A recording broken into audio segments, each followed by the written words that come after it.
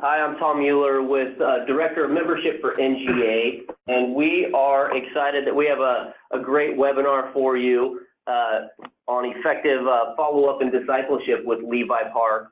Before I introduce Levi, we want to remind you, or maybe you haven't seen through social media or emails, September next year, we're having a multi-day conference called Connect PDX, and it's on Innovative Evangelism Conference. And so we've got registration information on our website that you can go to.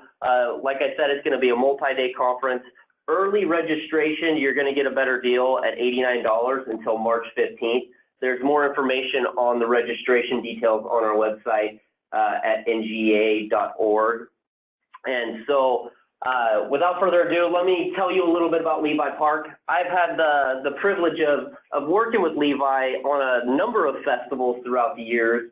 One of them in Alaska, and we had a great time there, and then New York City. So Levi's a great friend. He's a great coworker. One of the things that I really appreciate Levi is his detail. Not only is he a visionary guy, but he's great with the details. And so he's worked on over 25 campaigns for Luis Palau throughout the years, maybe even more. He speaks Spanish, and so he does some of our Spanish festivals as well. But Levi knows a lot about festivals. He knows a lot about discipleship. He knows a lot about follow-up, and so we're glad to have him here today. Levi also has two amazing daughters, one of them in college right now, I believe. And so, and he's married to a lovely lady named Marisol who often travels around with us doing music at our festivals. And so it's always great to have her. He lives in Arizona, where it's always warm, except today. He's dressed all nice and warm. But Levi is a great resource. You're going to enjoy this webinar today. And so, Levi, I'll give it over to you right now. All right. Thanks, Tom. Welcome to the webinar. And I hope that maybe a few things that we talk about today are helpful.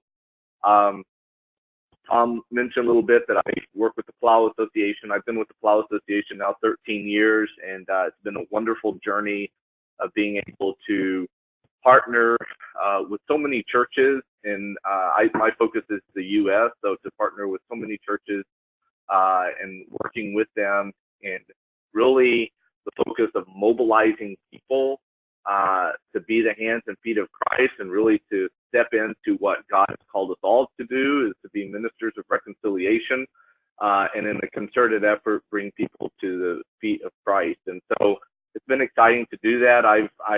It's sort of in my blood. Growing up, I grew up in a little town called Roma, Texas. It's right on the border of Texas and Mexico, and the very tip end of Texas, as far as you can go before you go into Mexico. And my dad was a pastor / missionary, and our church was about a fourth of a mile away from the Rio Grande River, the river that separates or divides U.S. from Mexico. So we tended to get quite a few undocumented folks crossing the river and showing up at our church because they thought it was a church.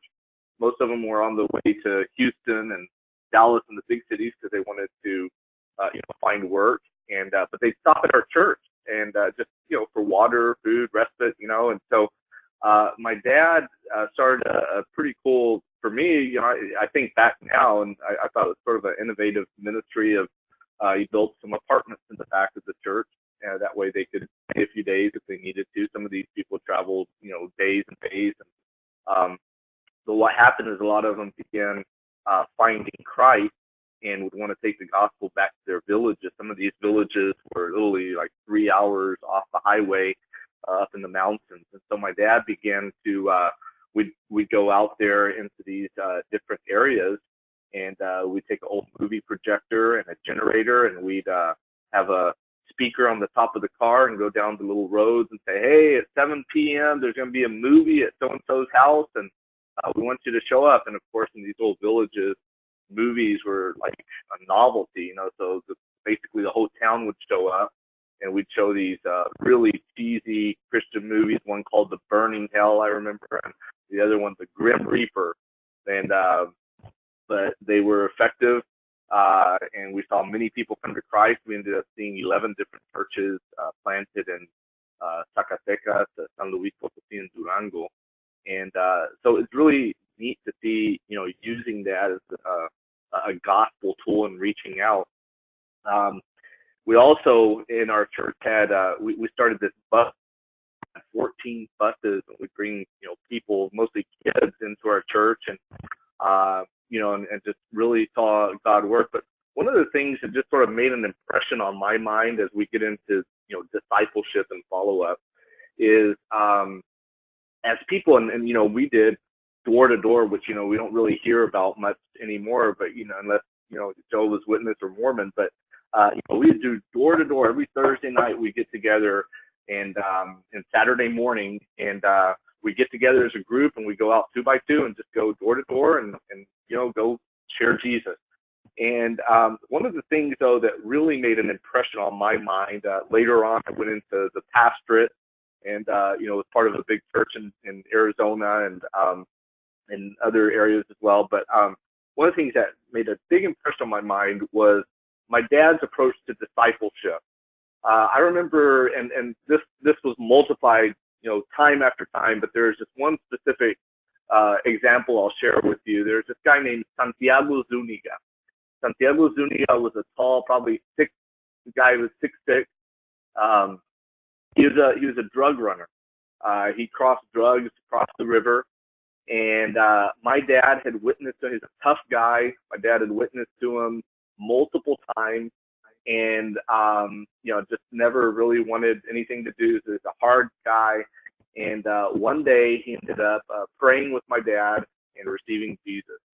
And of course, my dad was excited because he'd been talking to him for a while, and just also seeing, this guy, rough guy. As I said, he run drugs. He spent time in prison. He's one of those guys. The funny thing is he couldn't read or write. But that day he kneeled down right there. He was actually making a fence, building a fence, and he kneeled down right there with my dad next to the fence and prayed and received Jesus. The next day was Thursday, and it was soul winning night. And so guess who my dad took with him to go soul winning? Santiago Zuniga. One day after he had received Christ, my dad got him plugged in, started working with him, discipling him. But that was sort of the way that he approached it. Is discipleship. He felt was really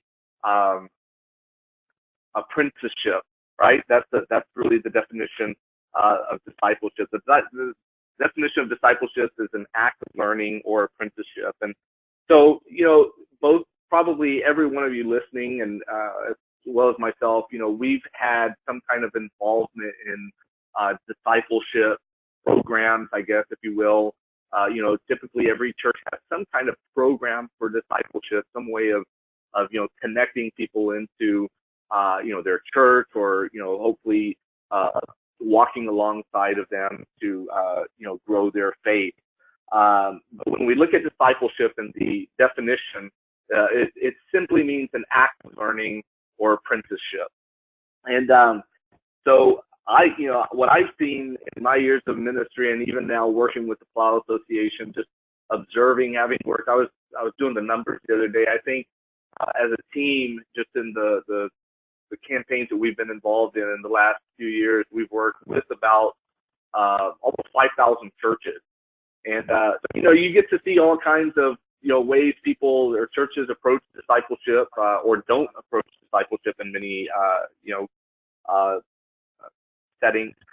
But one of the things that I've seen is that the best disciples are those who are truly apprentices, the ones that are hands-on.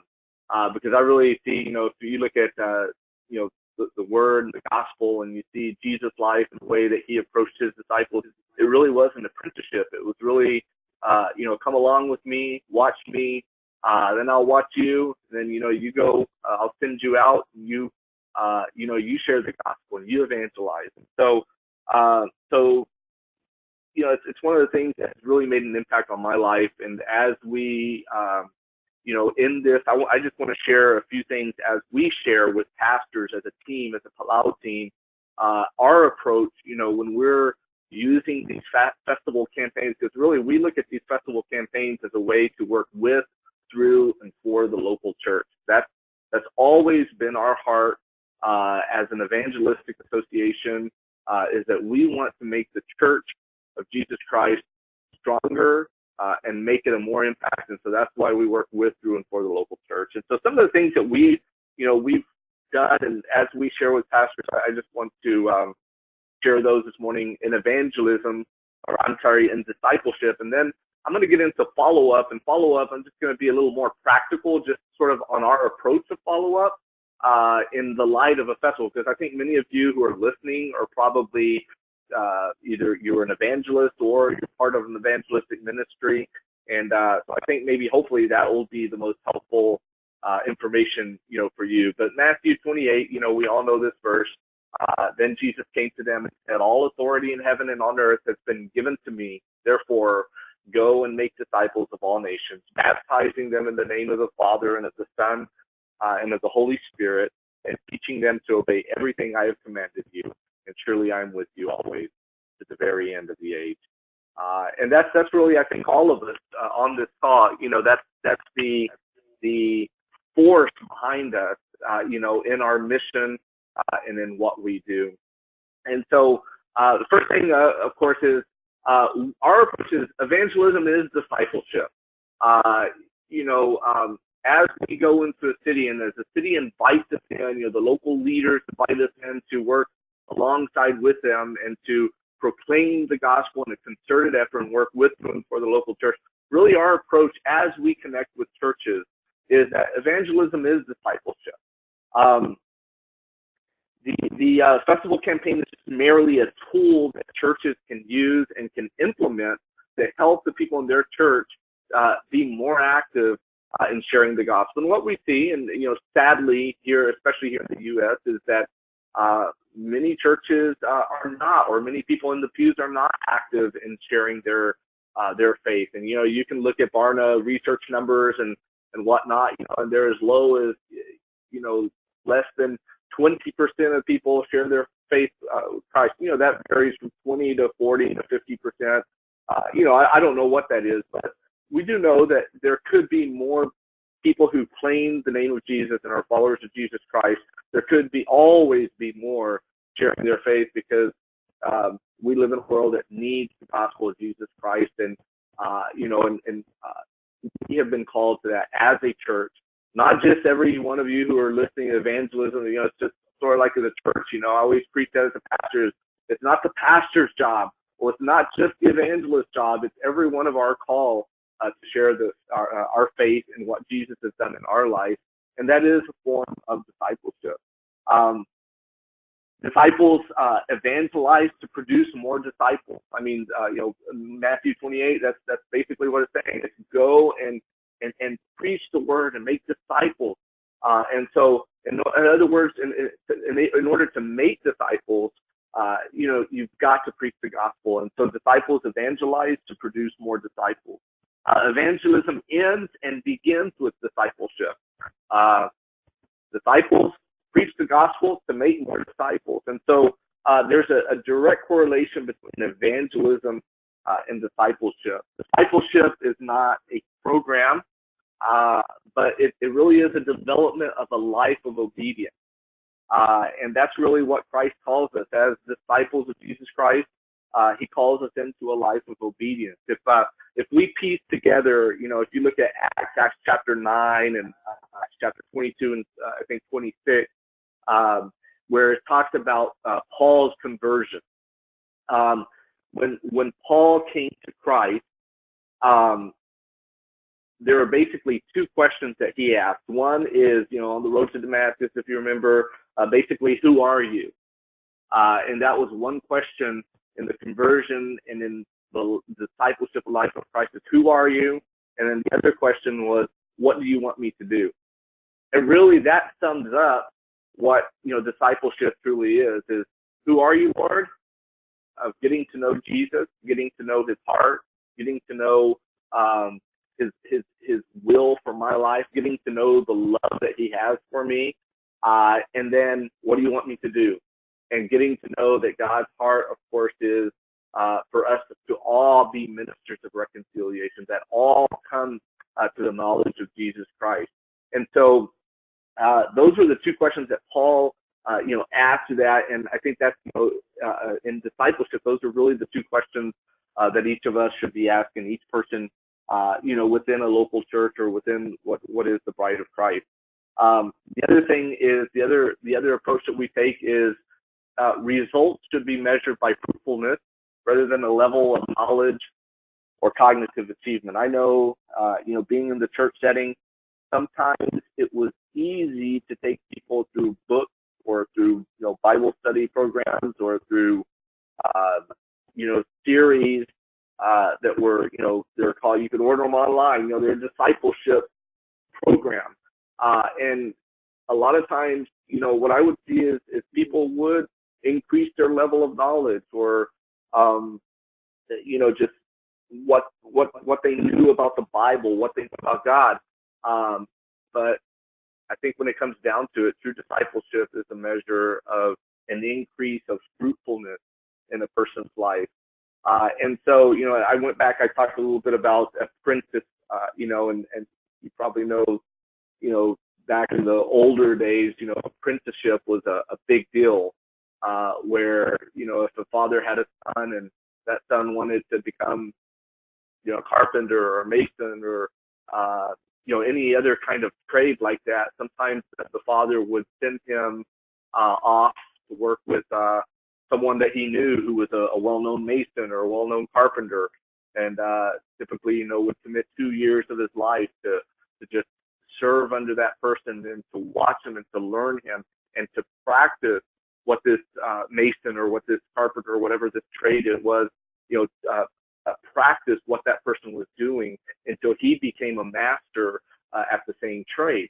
And so, really that's what discipleship is. That's what we saw Jesus do with this 12 is they watched him.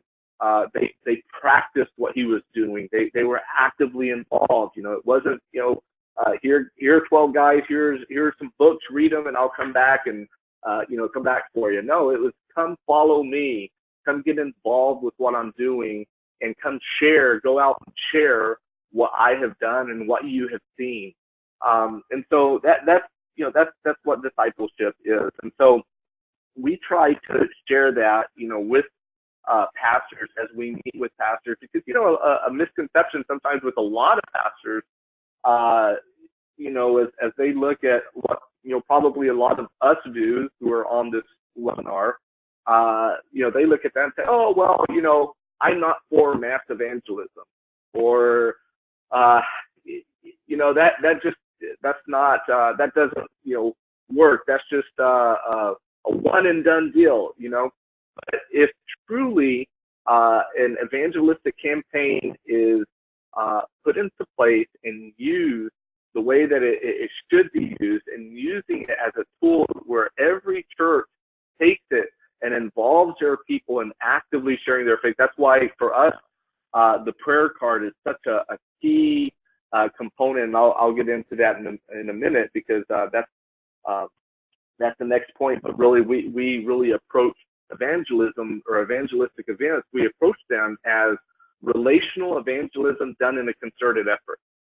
We don't approach, a festival campaign as mass evangelism. We're going to put it down the stage and we're going to hope people show up and hope, a good number of them are non-Christian, and then we're going to preach the gospel. No, this is really, again, we work with, through, and for the local church. And so as we connect with pastors, we want them to see how this can impact the energy and the enthusiasm of the people in their lives, or in the people of their church, when they are properly sensitized toward being more actively evangelistic.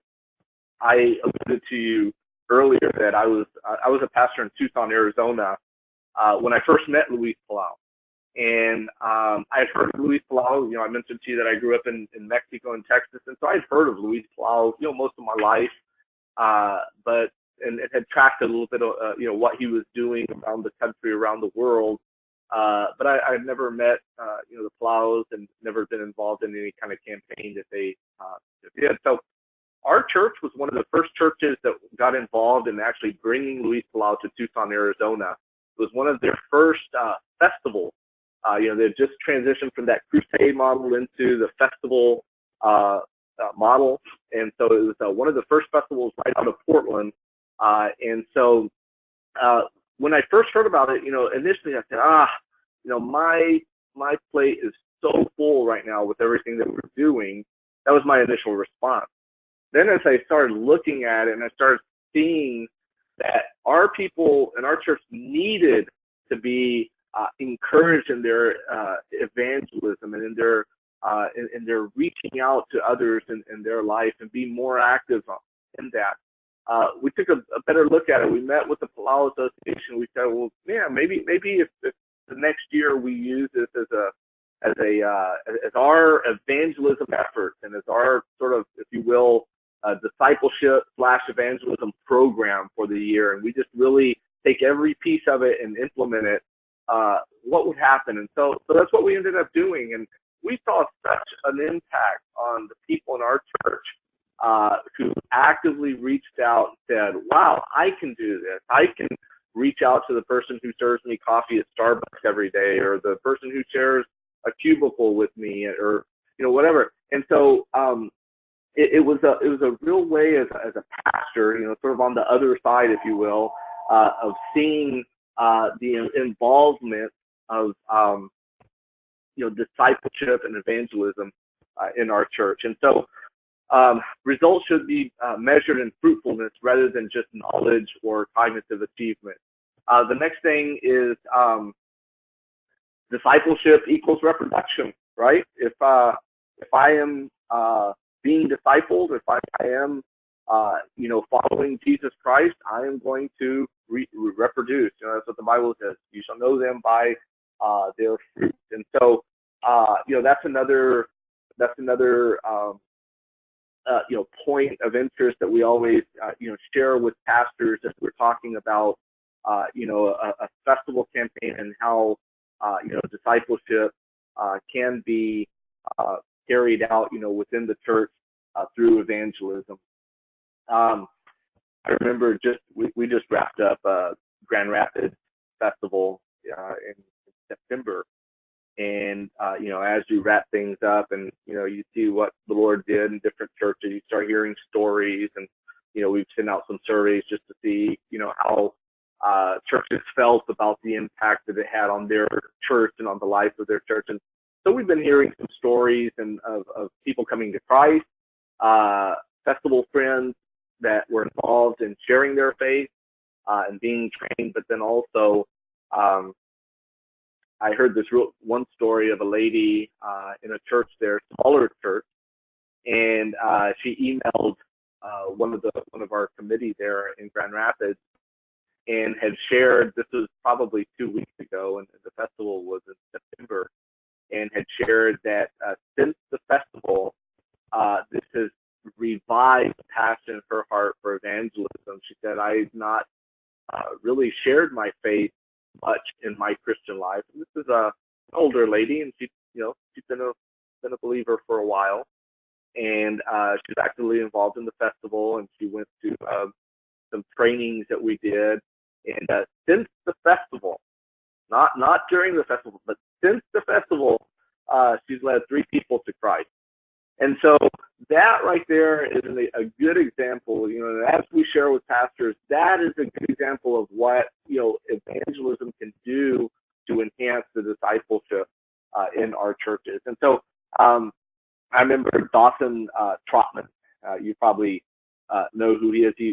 He was the founder of the Navigators, which is a great ministry, and they've done so much around the world. He said a person is mature when he or she can reproduce physically. So too, a person is mature spiritually when he or she can reproduce spiritually. And so that's key in discipleship, is when a person is at the point of reproducing when a person is mature, that person is able to reproduce, spiritually. And so discipleship, or disciples, as I mentioned before, disciples evangelize in order to disciple. So as I mentioned, discipleship is what we do is relationship evangelism done in a concerted effort. Discipleship, number one, is evangelism is discipleship.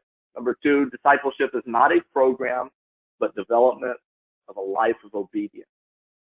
And then results should be measured by fruitfulness rather than the level of knowledge or cognitive achievement. And then discipleship always equals reproduction. And so as our approach, as I mentioned, our relationship evangelism done in the concerted effort.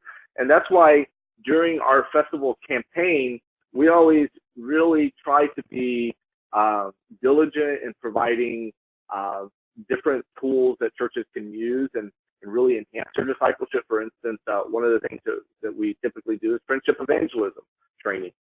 Friendship evangelism training is simply, a day or 2 days of training on, how has God wired you? And the way that God has wired you, based on different characters in the Bible, the way that God has wired you, how can you best be effective in sharing the gospel to, those around you? And who has God put in your life? How do you start conversations around evangelism? And so this is a great tool that, as you, listen to this and, you have your own ministry, it's something maybe that you may not, or you may do, within your ministry, within the life of whatever kind of evangelistic outreaches you do. But I highly recommend that if you're able to provide some of those tools to the local church in training, that the church is so in need of evangelistic training. How do I best share my faith? How do I best, seek opportunities, whether I'm on the plane or whether I'm, sitting by someone in my cubicle 8 hours a day, or who do I live with, or, beside as a neighbor? And those are things that the church, especially in the United States, are in so need of. And, that's one of the things that we try to be really diligent at, providing that tool to enhance that discipleship moment within the church, and how, churches can really take advantage of that and use it to, really encourage their people in evangelism. The other one is we, as churches, to mobilize as many of their folks to be festival friends. When we go into the festival moment of proclaiming the gospel of Jesus Christ, we want to make sure that every church is involved in really mobilizing their people to go through training and to be there and to be able to share their faith and be actively involved in what God is doing there. Because again, discipleship is apprenticeship. If hands-on training is the best you can do, the hands-on experience of the Holy Spirit moving in a person's life. And we've talked to so many people who are just scared to death. What do I say? I don't know what to say, or I don't know what to do, or I don't know how to, and it's just really so neat, as they step out of their comfort zone and how the Lord stretches them. And that's part of discipleship, is the stretching of our faith, and the stretching and making us uncomfortable because growth is uncomfortable. And so it's so neat to see how people walk out of that experience and then share with us afterwards. Wow, that's one of the best things spiritually that's happened to me, because it's given me more encouragement, given me more courage, to be actively involved, just like the lady I shared with you, the story in Grand Rapids just recently. And then resources, podcasts, and encouragement. We try to share, those kinds of resources. Of course, with Luis and Andrew, we're able to share a lot of different, encouragement pieces to people in their life of evangelism, and also as they're being discipled, just things that they can take and put into practice, in their life. And so those are some of the things that we try to do in the life of a festival campaign And as we look at relationship evangelism being done in a concerted effort, every person reaching out to their friends and their family, and really seeing their lives change, not just the people who come to Christ, but even their lives change because they've been stretched, they've been acting in obedience. That's really what discipleship is learning to act in obedience.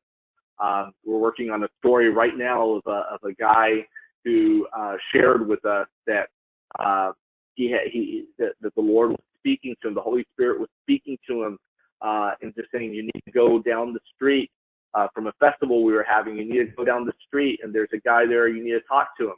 He ends up going down there and talking to this guy. He had just received Christ. He'd been homeless on the street, and they end up having this relationship. And it's a beautiful story of how God used him because he just sort of took that little act of obedience. And so that's what discipleship is about, and that's what we've seen. These evangelistic campaigns and evangelism really being a key component to the discipleship life of a church, and how it can enhance the life of a church because we work with, through, and for the local church. And so that's really our approach on discipleship. And I know there's probably a lot of questions, or you may have a lot of thoughts. I wish that this were more interactive. But the next thing that I want to talk a little bit about is follow-up. And really, I want to be just a little more practical on this, not really the need for follow-up, because I think every one of us on this call knows that there's a need for follow-up, after people come to Christ, and of course, and begin to be discipled. That's sort of that bridge, from coming to Christ into a life of discipleship is that follow-up, and it's a key component. And so I just want to be a little more practical, take a little more practical approach to this, and just share a little bit about like what we do. Definitely, our system isn't perfect. It is effective. We've seen, we're always making tweaks to it. We're always trying to perfect it and make it better. But this is our approach, to follow up. Once we've had an evangelistic campaign, we see people come to Christ, and what do we do with those folks? And so our approach to follow up is, first of all, it needs to be relational. It needs to be life on life. There needs to be a personal connection. In our life of digital age, and you can text your decision, you can do this. That's all fine and dandy, but follow-up has to be relational. We can definitely, capture information, or maybe become privy to somebody making a decision for Christ through, some electronic measure. But when it all comes down to it, it has to be relational. And that connection has to be, person to person, life on life. Has to be intentional.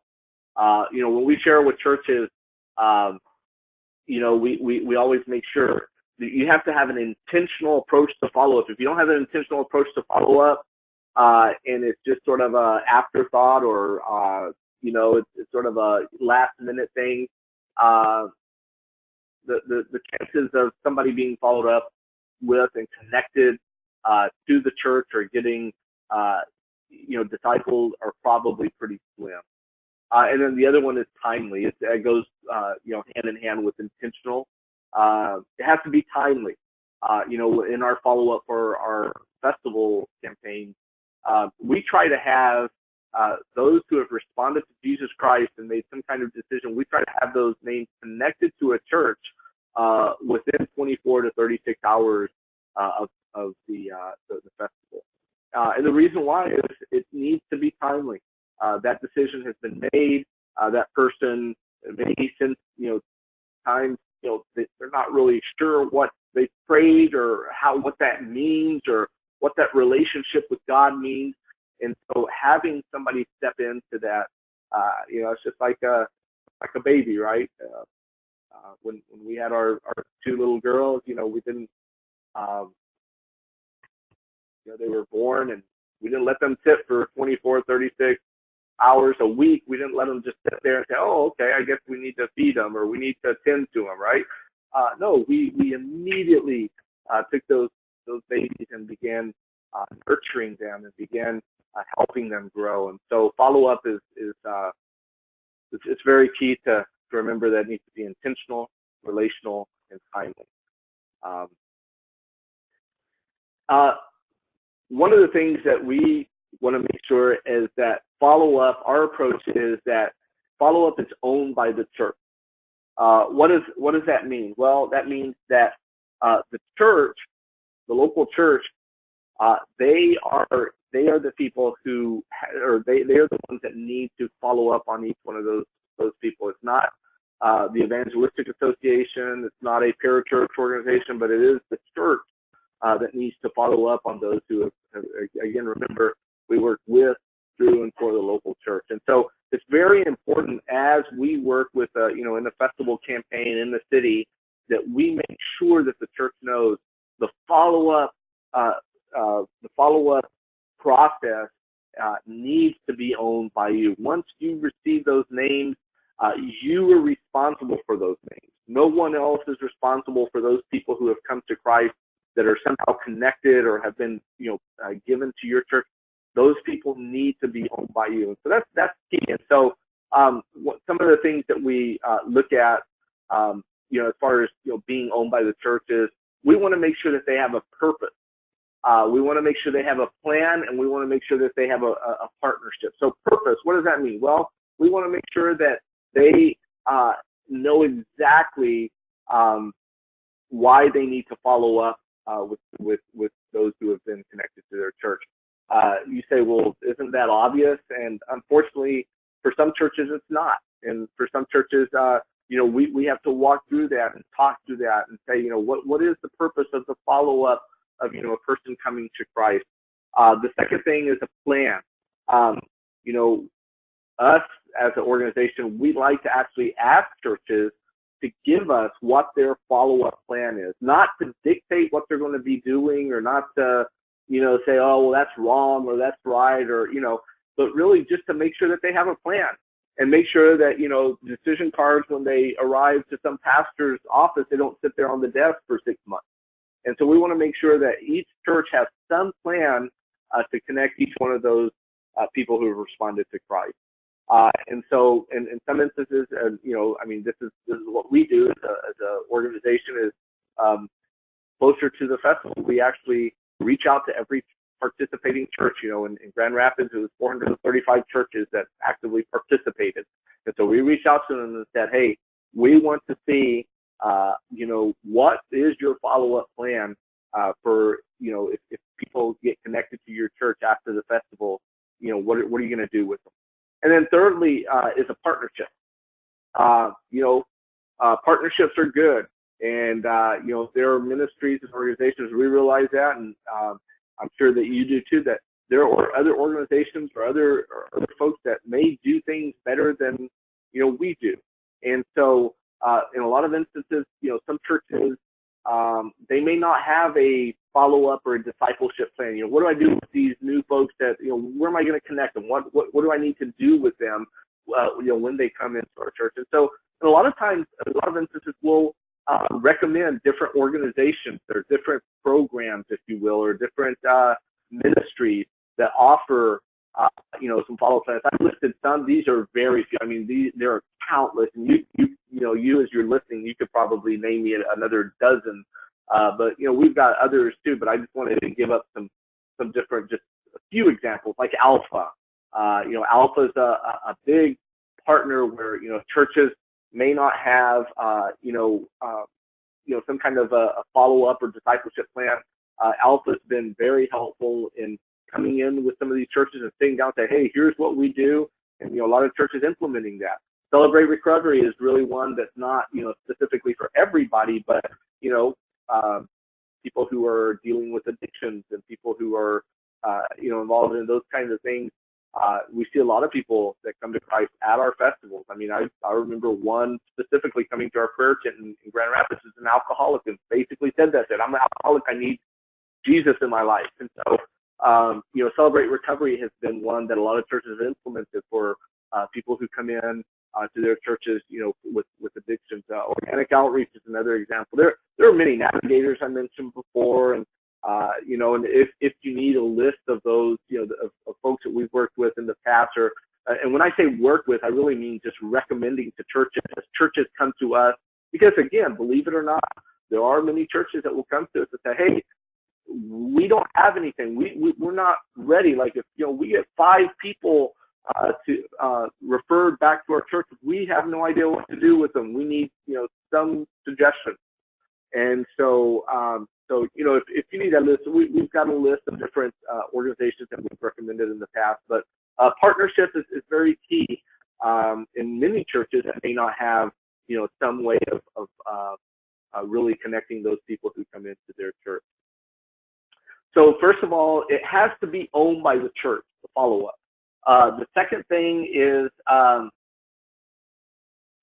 it has to be reinforced by the committee or the team. We always have a follow-up committee or team that comes together and is led typically by a couple of key pastors in the city. Typically, they maybe represent different denominations or different types of churches.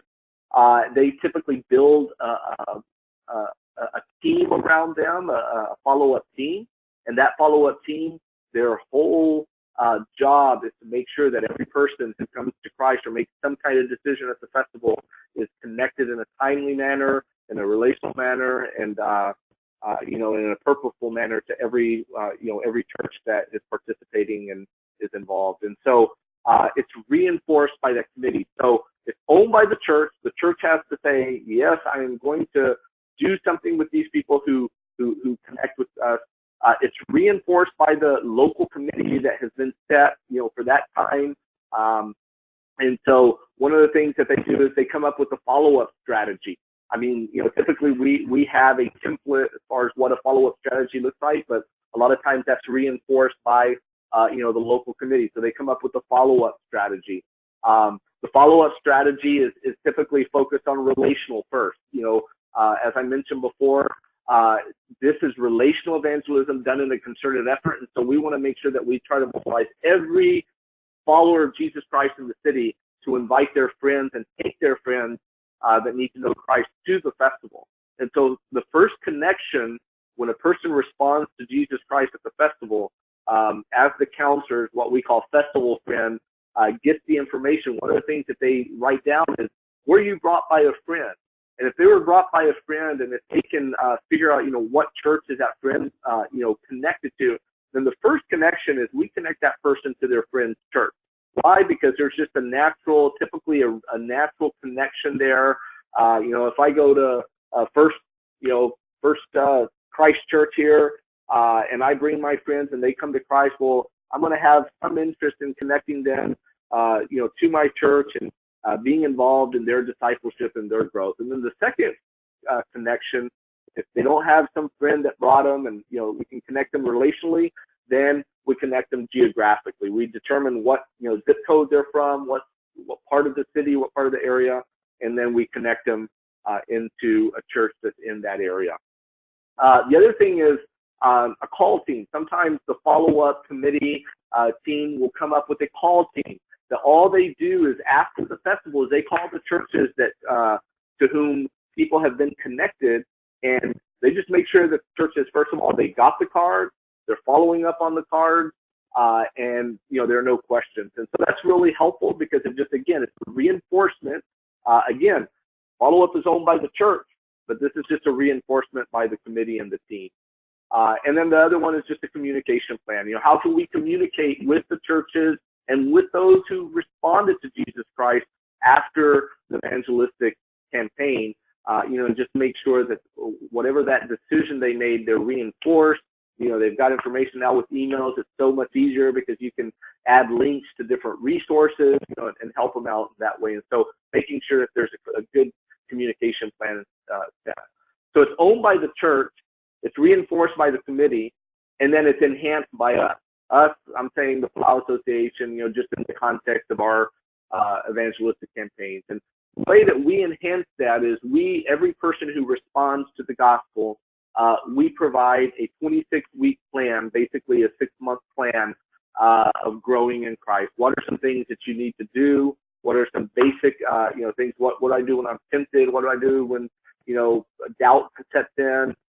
Just all kinds of different helpful, podcasts, just different things within the emails that we send them that will help them in their spiritual walk. Different other materials. In some of our affinity events, we hand out books to every person who responds to Jesus Christ. And just, again, it's just a book that helps them in their spiritual growth.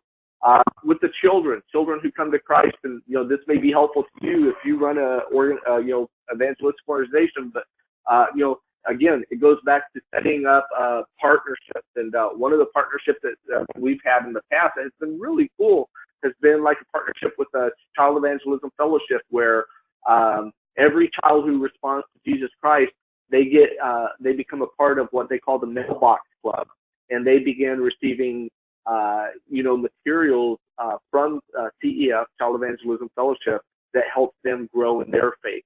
And so those are some of the follow-up materials that we sort of, pour in as a third tier, making sure, though, that we always remember follow-up is owned by the church, it's reinforced by the committee, and it's enhanced by the Evangelistic Association.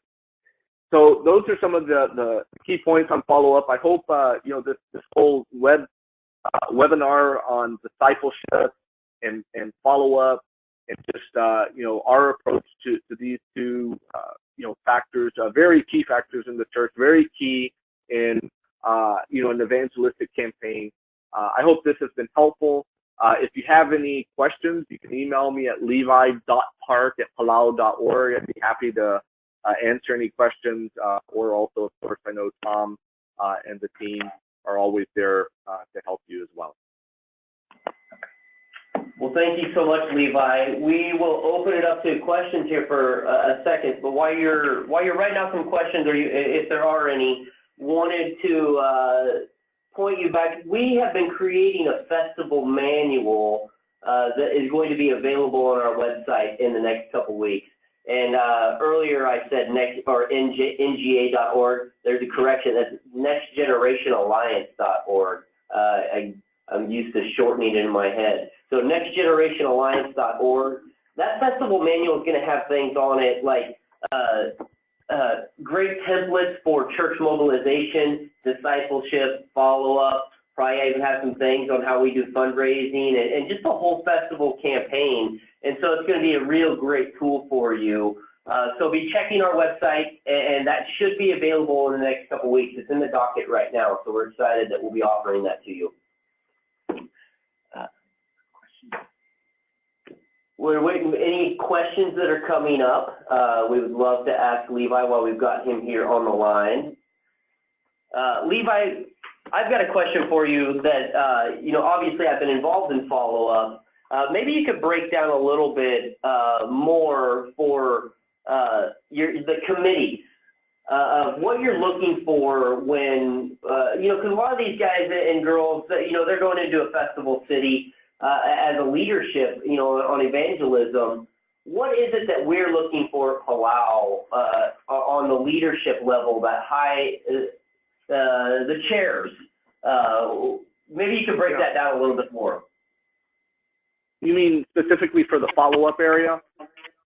Follow-up and discipleship, because sometimes in some cities, follow-up is its own committee, and then we've had other cities where they were partnered together, and maybe you can answer what's a fit on that. Yeah. We used to have a counseling and follow-up chair, and they sort of oversaw both. The problem that we saw with that is that they are probably two of the most important committees in what we do. We want to make sure we want to see people come to Christ and make sure that they get connected. And so what we saw was that when we were doing that, it's a little overwhelming, especially for, you want key pastors and key folks to lead it. And so what we did is we split them up because there's so much, there's so much on both of them. So we really, we split them up. And what we typically look for both, for follow-up is we look for typically a couple of key pastors that really just have a heart for follow-up. And, usually the way that we, come to that is just asking other pastors and just saying, hey, we're looking to two guys or two gals that just, really have a heart for the ongoing. And typically within the early meetings, as we, connect on different things, so those people begin to merge, and, and then they're invited to take that role. The same for counseling. It's typically people who really have a heart for evangelism, really have a heart for, when the response time comes, that every person get connected. And so that's typically, what we look for. Now, as far as, administrative, typically pastors aren't real administratively wired.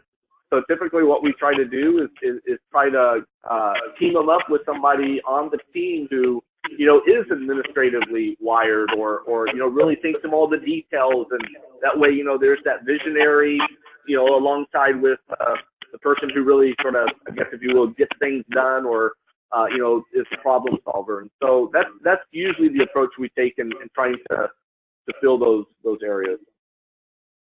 That's great. One of the questions that's asked is that you mentioned a 6-month program that Luis Palau has for discipleship. I'm thinking that they're talking about our email plan that we send out. Can you tell us a little bit about that? And they're asking whether that could be available, and I can answer that. Yes, we can make that available for people from there. But how do we use that discipleship plan real quickly? Yeah. So once that, every person who responds to the gospel is put on that track. It's a 26-week, email track basically. And it's really, starts with the basics of the gospel of, the decision that you've just made, some of the steps of obedience like baptism, and the importance of connecting to a local church and just surrounding yourself with different folks. And so it just touches on basic topics like that, topics like what happens when doubt comes into your mind, because that's a big thing when people come to Christ. Satan wants to really put doubt in their mind about what they just did. And so there's just different things like that Luis addresses in these. Typically there's some links in there to, videos or podcasts or, just different things like that as well. No, that's great. And I just have one more before we sign off. You mentioned the prayer card a little bit. And for us in the festival world, it's something that we preach throughout the whole year because it's such an effective tool, but it's such an important tool. Can you just tell us a little bit more of how the prayer, maybe what the prayer card even is? There might be some people on here that don't even know what the prayer card is. And then how we use that throughout the whole year to gear us towards festival evangelism. Yeah, a prayer card is a very simple tool. And, I think you've probably, if you've been part of some evangelistic,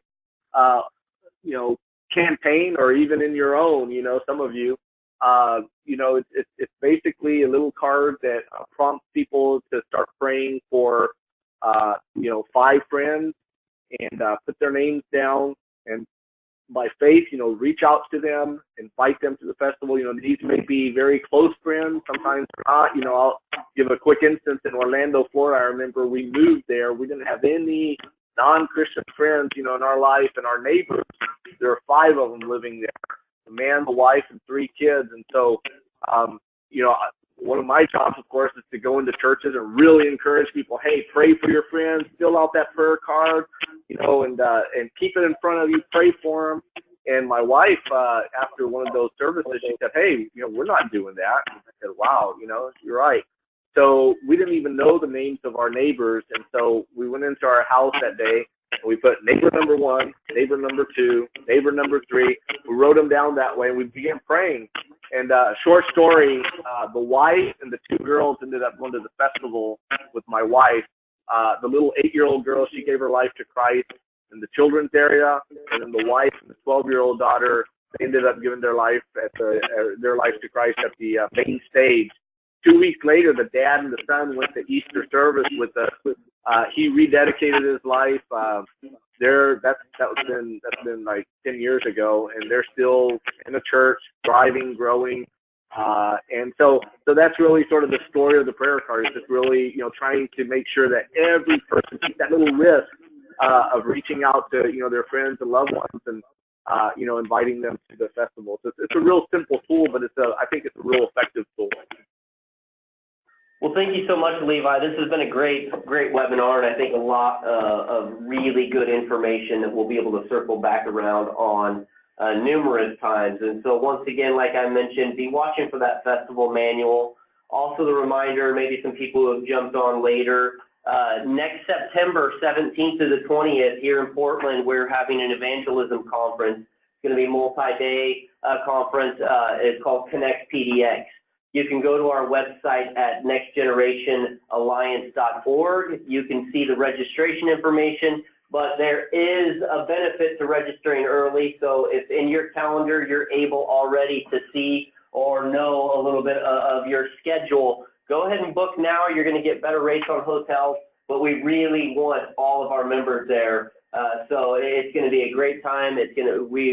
The sessions are to come. We will give you all information as to who is going to be involved in that, but it's going to be an impactful, awesome time. So make sure you register. Levi, thank you so much for jumping on with us. I think this was really great. Once again, Levi gave his information if you wanted to ask him directly at levi.park@palau.org. And so with that, thank you for joining us. And if you have any questions, you can always reach out to us here at nextgenerationalliance.org and contact